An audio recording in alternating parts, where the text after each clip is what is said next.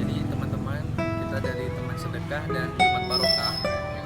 Di sini kita mau kasih sumbangan untuk korban karena kebakaran di Bayabatu, Aceh Utara.